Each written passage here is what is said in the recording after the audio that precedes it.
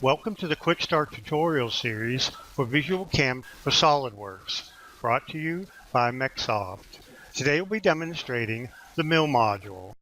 Let's begin by opening the part model in SOLIDWORKS. From the SOLIDWORKS main menu, select File and then Open. Locate the VisualCAM Quick Start folder shown here. Then select the SOLIDWORKS part file named Mill Quick Start Tutorial and then pick Open. The CAM browser window is automatically loaded. It appears in the Feature Manager as a separate tab. You will also see the VisualCAM 2017 tab in the Command Manager and under the menu bar in SOLIDWORKS. Select this tab and make sure that Mill Browser is selected from the menu. You will see two dialogs on the left side of your screen, the Machining Browser and the Machining Objects Browser, displayed in the CAM browser window of the Feature Manager. Now, drag the CAM browser to the right to see all of the CAM browser ribbon bar.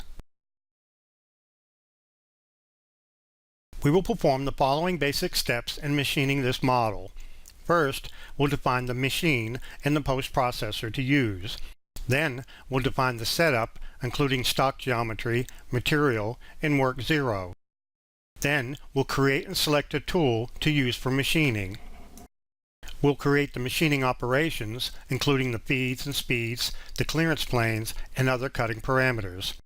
Then we'll generate the toolpaths, simulate the toolpaths, post-process the toolpaths, and generate shop documentation. Let's start by defining the machine and the machine tool coordinate system to use for this job. From the Program tab, select Machine to display the dialog. Under the Machine Tool Coordinate System tab, select the World Coordinate System button. By default, the MCS, or Machine Coordinate System, is already aligned with the WCS, or World Coordinate System, so this step is not required for this part. Now select the Machine Tool Definition tab. Under Machine Type, set Number of Axes to 3 axes. Pick OK, and notice that the machine type now appears under the machining job in the Machining Browser. Next, we'll define the post processor. From the Program tab, select Post to display the dialog.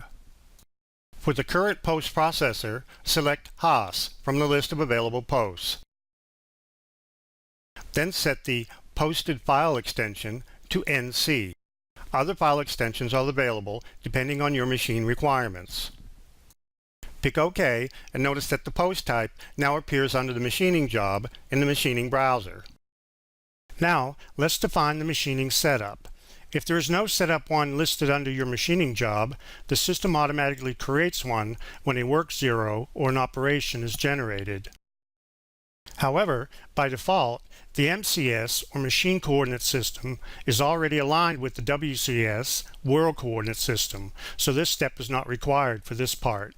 However, in production, you can have multiple setups and assign different machining orientations for each. In this step, we'll define the raw stock from which to cut the part. From the Program tab, select Stock, and then select Box Stock from the menu to display the dialog.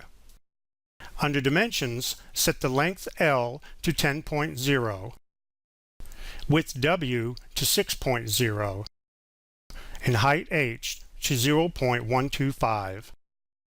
Note that the stock dimensions you enter here are measured from the corner of the bounding box selected in this dialog.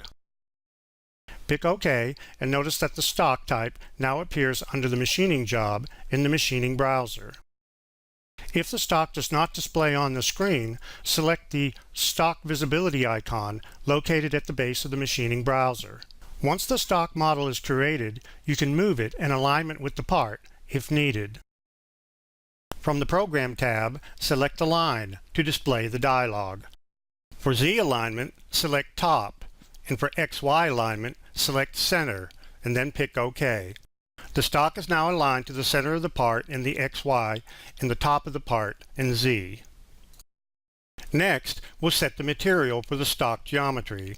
From the Program tab, select Material to display the dialog. For material, select Wood from the list of available materials and then pick OK. If the material texture does not display on the stock, select the Material Texture Visibility icon located at the base of the machining browser. Now that the stock is aligned to the part geometry, in this step we will establish the work coordinate origin. This location defines the 0 point from which all toolpath points are interpreted by the controller. From the Program tab, select Work 0 to display the dialog. Then select Set to Stock Box. Then set 0 Face to Highest Z and 0 Position to Southwest Corner. This sets the machine home to the top of the stock material and the southwest corner of the stock geometry.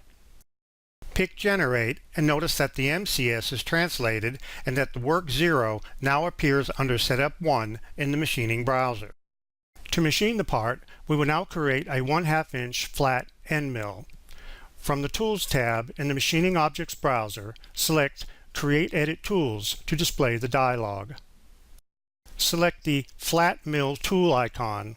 Then set tool name as Flat Mill -0.5 in the tool diameter to 0.5. Under the Properties tab, set Material to HSS and set the tool number to 1. Now switch to the Feeds and Speeds tab and pick Load from File to display the dialog. From here, set Stock Material to Wood and Tool Material to HSS. Pick OK and the computed cut feed rate and spindle speeds are transferred to the Speeds and Feeds tab of the Tool dialog. Now pick Save as New Tool. The tool is created and listed under Tools in Session on the left. Pick OK to close the dialog.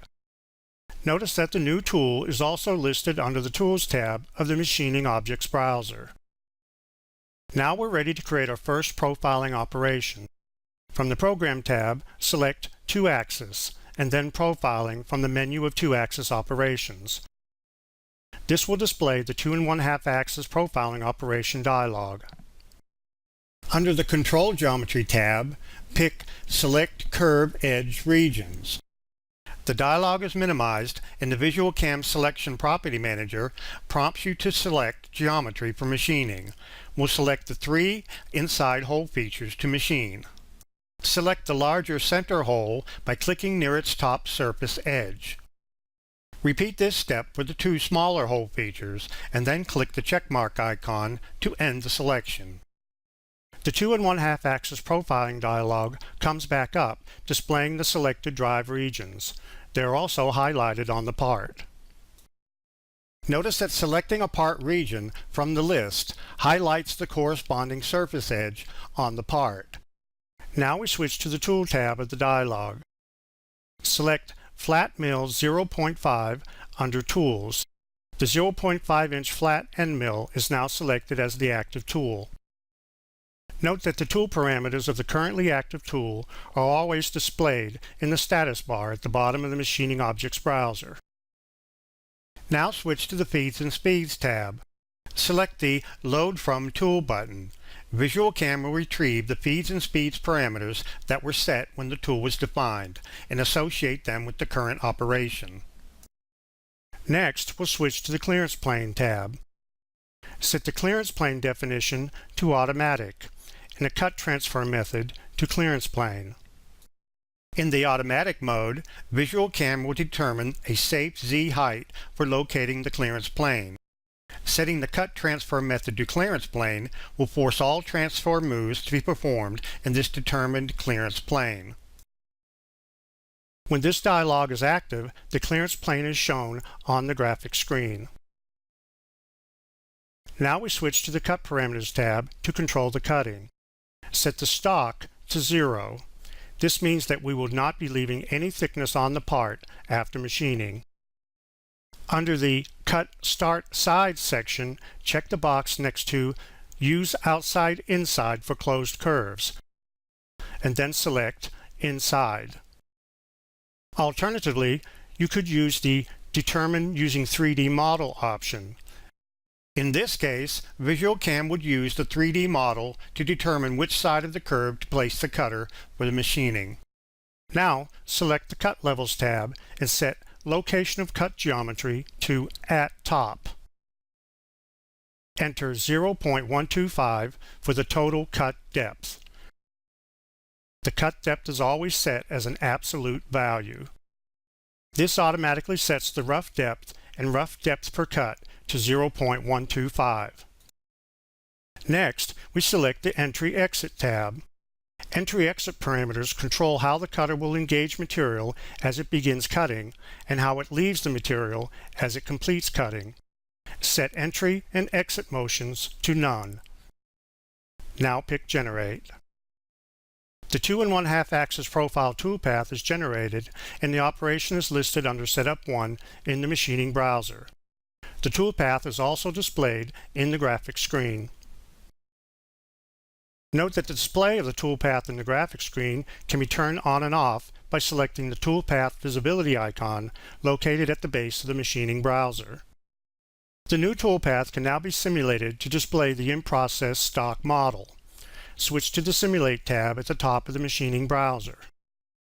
Select Preferences and then set the Simulation Model to Polygonal and the Simulation Accuracy to Fine, and then pick OK. Under Preferences, uncheck Simulate by Moves and adjust the slider to set the simulation speed, and then select Play from the Simulation tab. Additional simulation controls are available on the menu, such as stop, pause, etc. To view the cut model with textures applied, select the Material Texture Visibility icon located at the base of the machining browser. Now, we will turn our attention to machining the outer profile of the part. Again, we will create a simple profile toolpath, this time around the outer periphery of the part. Switch to the Program tab in the machining browser. Select the 2 1/2 axis profiling operation we just created. Right-click on the selected operation and select Copy. Now, right-click again and select Paste. This creates a copy of the operation and places it below the original in the machining browser. Now, right-click on the second operation and pick Edit to adjust its parameters. Pick Remove All under the Control Geometry tab. Under the Control Geometry tab, pick Select Curve Edge Regions. Now select the top outer surface edge of the gasket and then pick the checkmark icon to end the selection. Now switch to the Cut Parameters tab and change the Cut Start Side to Outside.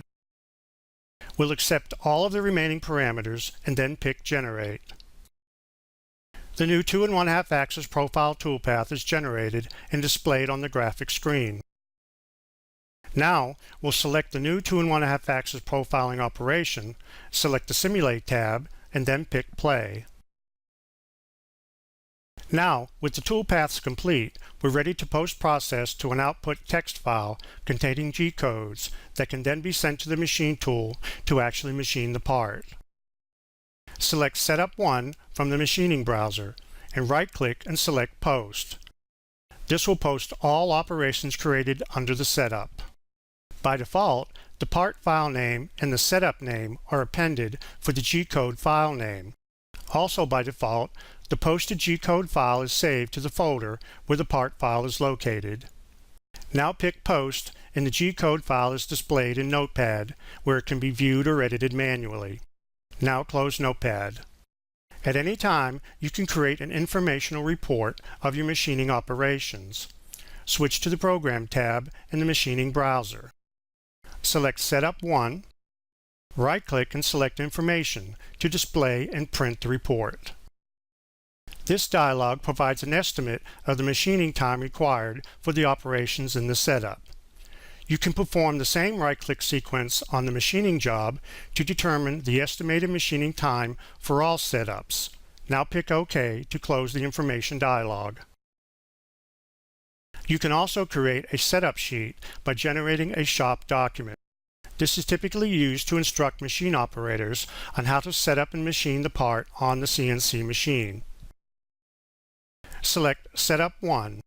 Right-click and select Shop Documentation. Select Template 1 and then click Save. This creates an HTML-based shop document that can be viewed in a web browser.